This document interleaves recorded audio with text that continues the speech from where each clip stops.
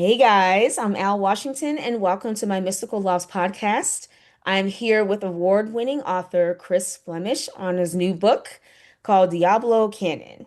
And Chris, do you want to go ahead and say hey to everybody and Hi, introduce yourself? everybody, and Al, thank you for this opportunity, and to all the beautiful and amazing readers out there, thank you for appreciating indie authors and their art and just art in general. We really appreciate you. Absolutely, thank you. So let me go ahead and get right started with it, Chris. So what started the Diablo Canyon book? What inspired you to write this book? Right. So I never intended to be a writer, and Diablo Canyon, if you ever get the copy of the book in the back in the afterword, I'll go into very much detail. But um, um, I never used to dream. I like other people have dreams, and my wife would tell me about her dreams, and I was fascinated about it. And I've never had that, not even as a child. I cannot recall ever dreaming. And so when we were living in Los Angeles, we moved to a more natural setting up in the hills north of Los Angeles at a lake, and just sleeping with the windows open and being more in nature. And I know that sounds very cheesy maybe, but all Right. of a sudden I started to sleep better. And so one night I had a dream, and it was really weird because it was nothing, and it was just a little boy maybe 8 or 10 years old, and I still see him in front of me and how he was dressed. And next morning I woke up and I told my wife, I said, I had a dream. And she said, what? I said, yeah, what was it? I said, I don't know. It was just a little boy. And she said, oh, that's weird. I said, yeah, I don't know. So it kind of, the dream reoccurred for about a week or two. Same thing. All of a sudden, little boy. And I'm like, this is just weird. And I started Googling what it could mean. And honestly, no clue what it meant. Right, And right. so then one day, the boy spoke to me, and he just pointed at me, and he said, he wants you to write it. I'm like, what? And then there was a picture of a dead tree. I'm Oh, like, what is going on? And so, of course, every time I told my wife this, it was about 3 or 4 weeks that these dreams continued. And then I didn't dream at all again. And still until this day, many, many years later, I don't dream. I don't know why or right. what, but that doesn't matter. So as we lived in the canyon at Elizabeth Lake, it's a place just north of Hollywood. It's Uh-huh. where they have filmed the series Justified, a Nice. lot of the CSI Las Vegas, and most famously on the other side of our lake, on the other side of the hill, the scene from Seven where Brad Pitt has the cardboard box. So that was filmed all there. Wow. And what's in the box? And Very good just movie. Very good love movie. love that movie. Yeah. And so one day we're driving up and down the canyon. There's only one road in and out of San Francisco Canyon. And I said, stop, stop, stop. And my wife's like, what's going on? And to our right, I point out the window, and there was that dead tree that I had seen in my dreams. And so in the book, in the back, in the afterword, there's a picture of that tree that I took. So that was a tree of my dreams. It was there for many years. So okay, I'm like, this is a sign or something, and I don't really believe in those things too much, but Right. I'm like, there's something I need to write about, but I didn't know what. So I started delving more into the folklore from my region. So I found out that the lake that I lived at, Elizabeth Lake, used to be called in the 1500s La Laguna del Diablo, Okay. and the Lake of the Devil. And at one point, all the cattle around the lake died, and people just moved away, and they called the lake cursed. And there's a story about a monster living in the lake. And I became really fascinated with all those little stories. And Right. I just started to collect stories and talking to people about a bunch of things that have happened with to the Native American tribe, the Tatavian Indians that lived in the canyon, the failure of the Mulholland Dam. And I just started to put all these pieces together. And so that's how I wrote Diablo Canyon. That's how it all just all came together. I like that. Interesting. Okay. I do love the cover of the book. Like I said, with the birds with the graveyard. I do, like I said, love it. It definitely has that to me, gives me like a Edgar Allan Poe type of dark tone with it. So, and you said it just came to you in a dream. That's what I mean, like as writers that you can't explain it. Like, when you're sitting in front of a piece of paper or a notebook and it's like you're trying to get something down, it won't come to you because Right. either we're forcing it or we're thinking it or it just doesn't come. But it's amazing that you just said you just had a dream. You didn't think about it. Either you were driving, working out, hanging out, hiking, whatever. So yeah, the process. It's really weird. It's really weird, but that's how it happened.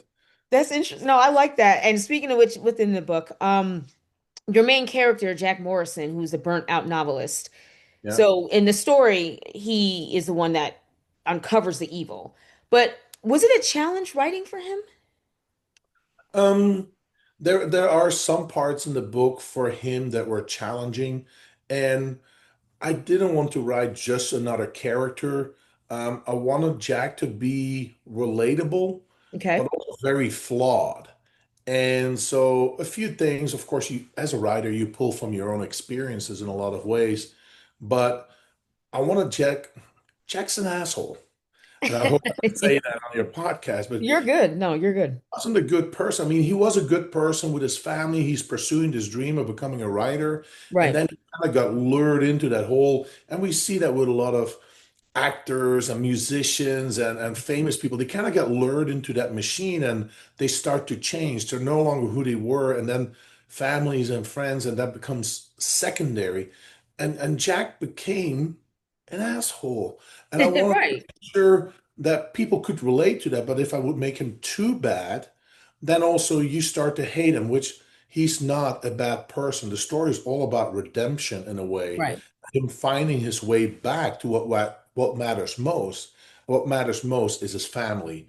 You know, Right. the love for his wife, the love for his daughter, finding faith or like getting back to his roots of his core being and just finding that back. And so I think the challenge for me to write Jack was how do I make him believable? Because sometimes Yeah. you read the book and you're like, okay, dude, you're trying too hard.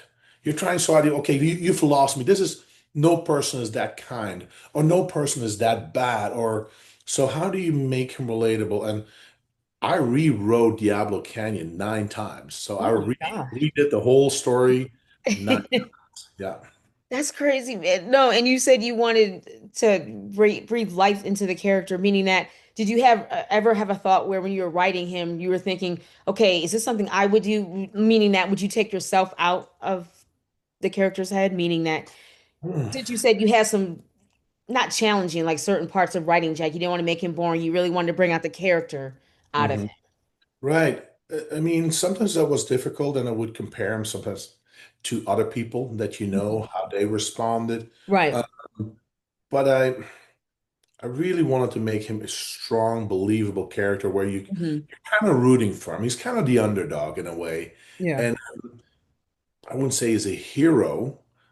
He gets to a point. I gotta be careful. I don't want to give too much away. No, of course not. Yeah. Um, it is very challenging to build your characters because as readers, we want to have a connection with all these characters, even with the bad guys and the good guys, and with his daughter and his marriage. And so, yeah, I tried to draw on a lot of experiences, and yeah, it was a lot of fun. And there were sometimes you just have to go back to the drawing book, and Yeah. so once you put your book out there for the world to enjoy it, you can go back.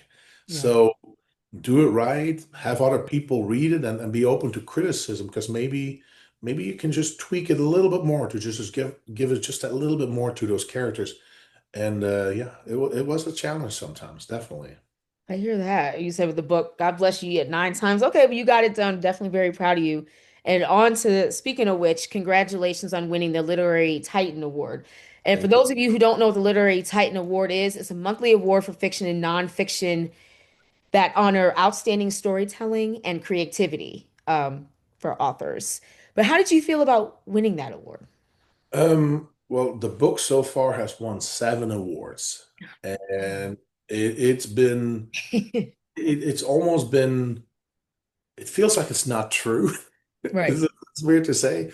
Um, I'm an immigrant myself. I'm from Uh-huh. Europe, Belgium, and so I never had any formal training in writing. So obviously, I had to learn English. I think I've mastered it a little bit by now. Oh, wow. But Okay. the way we write, English and literature is so much different than Dutch. Mhm. And so I once wrote a short story and I gave it to a professor at UCLA, and he told me, you should waste your time on this. This is not for you. It's very hard for immigrants or people from another culture to write in our language, and yeah, it's just not good. And so Right. I was very, very disappointed, but I didn't let that stop me. I just felt I had to write this book, and it was more of it was an endeavor, it was a challenge, and so Yeah. I cannot tell you how many books on writing that I've read, how many classes I have taken. I now in my profession I write professionally, Congratulations. so I really had to. So winning an award for my book that I wrote that I've feeling that you always feel like what they call it imposter syndrome, and a lot Right. of us will feel that we're just not good enough to be recognized by an award. The first Right. one was, oh well, okay, maybe, but then it's won another award, and then it won Best Horror in the Pacific Book Awards, and it won a few other things. And I'm like, whoa, people are really liking my book, and I hear it from people who have read the book, and it's just it, it's kind of a validation Yeah. where like, wow. I did write a good book, so it really means a lot. And yeah, for some people, it might just be an award, but to me, it really means a lot more than it's not just an award. And I'm very proud and honored and Right. I'm very humbled by it. So I really appreciate it. No, Ingrid, I'm glad you didn't listen to him when he mentioned, because you said when he said you were an immigrant, this was going to be read, et cetera, et cetera. But I'm really glad you did not listen to him. I'm sure Yeah. you had your doubts, I'm sure. But yeah, on a serious note, um, definitely be proud of yourself because you took that chance. And whether you won the awards, the 7 awards or not, you just entering it or just getting nominated is just, like I said, a win itself. But congratulations again, regardless. So absolutely. But in speaking of the awards, what about the Bram Stoker? How do you feel about that entering your book for that awards? Well, I mean, anybody who writes a novel or a book or a short story or poetry can submit their work for the Bram Stoker Award. So at this point, I'm Hmm. not a nominee. I'm not on any list. I'm just offering my work to other Horror Writers Association members, like, hey, please read my book. I'd like you to see stuff. I think I got something cool. Give me a chance, please. I remember as a young child, even that the Bram Stoker Award, I always would follow it. I would follow who the authors were, the people who Right. win awards. And so to me, it is, I call it the Oscars of the horror books because sure, there's some other awards, but to me, the Bram Stoker Award is the highest thing you can do. And it would validate being a writer, being taken serious by peers, because unlike some other awards where you just enter your work and then it gets evaluated by other people, you don't know who or what.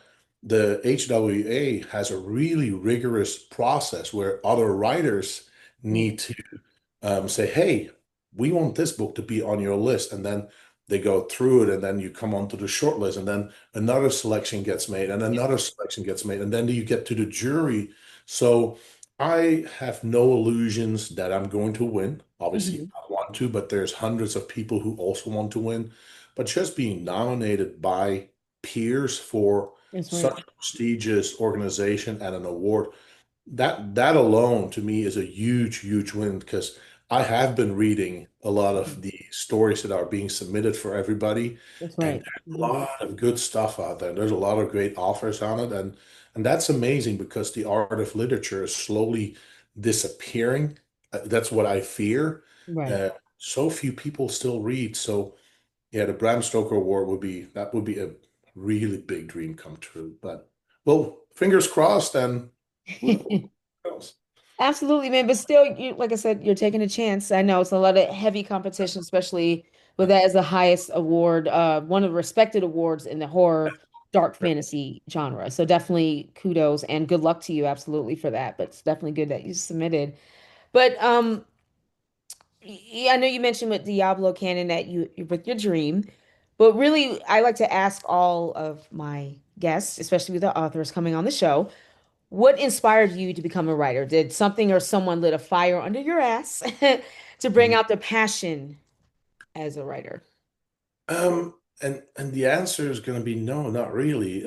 I never thought I would write, so that dream really was it. I mean, I truly enjoyed reading.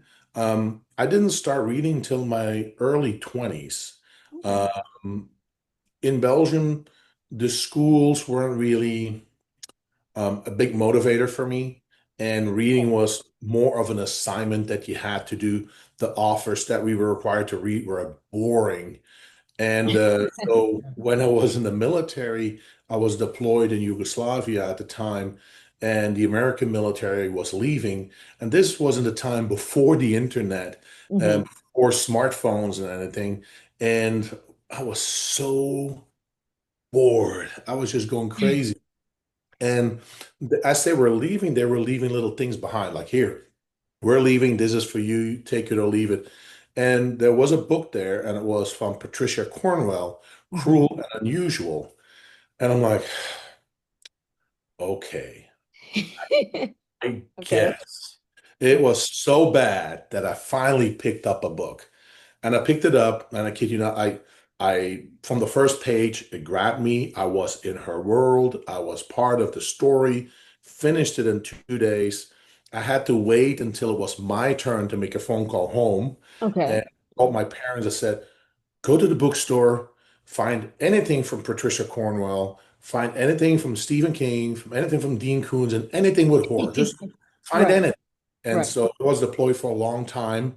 And so about 3 weeks later, there was a package filled with Red Bull, and there was a box filled with books. I think there were like 15 or so books in there. Right. And I just devoured them. Oh. And I had the book. So it was like read. And I never thought that I could write. And I remember in Stephen King's book on writing, he says, and so many other books on writing, Yeah. to be a good writer, you need to read a lot.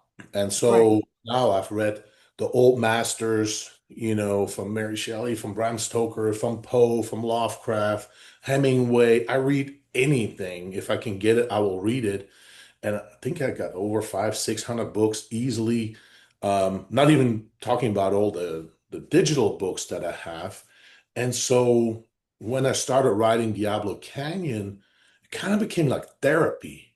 Hmm. And it is such a beautiful thing. It's almost like an out of body experience where when I get in my reading mode, it's like 3, 4, 8 hours. I'm just completely somewhere else. It's almost like out of body Right. experiences. And I am with the characters and I feel their pain and I experience the horror and it's almost like a natural high and it just feels freaking good. Uh-huh. So I was just typing and typing and it's become like a form of therapy. And so now I'm almost always writing something, be it a short story, and I've many short stories. I wrote a little novella. I'm writing 2 or 3 other books. So Nice. I don't know. It's just fun to be somewhere else where the world doesn't exist. And I just love Exactly, like an escape, like a sweet escape. I know exactly what you it. mean. That's exactly what it feels like, man. And when you Yes. mentioned Stephen King, and he's so right that we, as writers, we need to read. But you'd be amazed that some writers feel like I don't have time to read, or I don't want to read. I'm afraid I'm gonna take somebody else's idea, or I won't be all the excuses in the world. But we need books just like our bodies need water. We have to read. That's just second nature. And I Yeah. love reading in general. So yeah. And I've heard all of those too, like, I'm Right. writing something I can't be reading, or every, I mean, I write not write, I mean, I read 3 or 4 books at the same time, and I'll read fantasy, and I'll read horror, and I'll read Right. thriller, and I'll read a technical manual. So I'll read anything. I just don't care. And I think also because I constantly have that, still a little bit of that imposter feeling that Right. always want to be better at my craft. I always want to know more about certain things. So hoping that that translated me crafting a better story for the reader. Yeah. I I mean I agree. Yeah, we have to. We don't have to, but no, scratch that. We have to. And when we're reading, especially for me, and sometimes I don't know if you have this problem, Chris, but when I'm reading, sometimes I'm like looking at the punctuation and grammar is like, oh Oh God, my God. can I? That's I'm what I'm like, saying. Can I just enjoy the fucking story without me doing yeah, that? It's like such a habit. But it's besides so bad. that, I know, It's right? so bad. I do it Same all the time. here. And they Yeah. say the first thing is you got to vomit on the page. You just got to let it rip and let it go and spill it out on the page and then go back. But I can do it. And I'll Right. say this because I write pretty slow Hmm. because of I still have the little bit of, because of English not being my native tongue. That's right. I go over every sentence. I type it. I read it. I speak it out loud. Yeah. I can do better. And I'm like sitting there, like I'll be like focusing for 15 minutes on the word. And Yeah. like you said, like a comma, a period. Yes. Ever like maybe I'll cut this in two sentences, maybe an exclamation mark. I don't know. And you're just sitting and you're wasting so much time. Right. Get it. Yes. Um, I mean, I'm like I said, I'm just a beginner. I haven't written that much, and I hope that as you write more and become more experienced, that you kind of can ignore that and you can just go full blown on finishing the story. What I do for my process, how it works, this is weird. I will see an object. Doesn't matter what it is. I will see an object and Okay. it's like a grenade explodes on my head. It's like a flash and Yeah. the entire story flash before my eyes. And what I'll do is I'll do it on my phone, or I'll leave myself a message, or I'll start scratching it on scribble it on a piece of paper, and I'll outline the entire story so I don't lose it. Okay. Right. So Okay. I know some authors that just start writing and they go with the process, and Right. then they forget where they wanted to go because they're so focused on the punctuation and sentence structure. Yes. But because I get that flash and I see it all at once and I capture it, I don't really worry about it that I will Okay. lose it because I've had it and I've captured it somewhere. Okay. It's crazy that we do that, but we're like, I don't know, we're tortured souls, let's say it that way. Seriously, man, I know I keep, and it has, especially with me, it's like we gotta take off, especially me, take off the editing hat. Just take it off. Like you said, a vomit draft, or hell, let the water come out of the faucet. Just let it run. Whether it's Yeah, a dialogue, sentence, yeah, if you have to do some sketches or a number, letter, or something, anything that comes to your mind with the story you're working on, just write or draw the shit down. So, yeah, yeah, exactly. And regarding back to the reading situation, is that besides the grammar and the punctuation, it's just that you can see that its possibilities are endless when you're reading, and how you see that, like you said, we escape to a world where anything's possible. Like we can create this, or wow, this is, even though quote unquote it's not real, but we can, it's be amazed what we can create when we open our minds and our imaginations as well as writers. So right. yeah, absolutely. Um, no, Chris, so do you have any tips or pointers for those who want to start writing but are scared or have writer's block, or just advice in general? I would say the main thing is screw what other people say. Obviously, in my case, screw what other people say. I think as a young child, from the moment we're a child until we become an adult, we're being filled with doubt. Oh, you shouldn't focus on that, or just be normal. Why can't you act like the other kids? Yeah. No, don't be like the other kids. Listen to your own voice. Be yourself. And if you want to write, hey, maybe it's not good. The first things that we write often are not good. But there's a thing where like if you don't make mistakes, then you can never get good. Yeah. Every person who is at the top of their craft, be it an actor, a musician, an athlete, they went through a lot of failure to get where they are now. So every failure you have is a step closer to success. And don't ever let anybody stop you or hold you down or saying that you're not good enough. There's always an excuse. Life is too short. If you enjoy writing, even if it's for one person, that's all that matters. And if just one person says, "Man, I enjoyed your story," to me that's all I can wish for. That one person is the most important person in the world. I will never let anybody stop me, and you shouldn't let anybody ever stop you because if I can do it, oh my God, anybody can do it. You just have to believe in yourself and never give up. And I hope that's great advice. I hope so. Absolutely. Yeah, Chris, thank you. Absolutely. So, guys, and Chris, I do want to thank you again for coming on, taking the time. Thank you very much for talking with me. Guys, so check out his newest book, Diablo Canyon. It is on Amazon and definitely purchase it. Ebook, is it hardcover, paperback? Check it out. And I will see you guys next time on my loft. Chris, did you have any other last words, any hurrahs before we? You know, I want to thank you for Oh, reaching thank out to you. me. I want to thank you for reading my book, and you know, it really means a lot that anybody is interested in my work.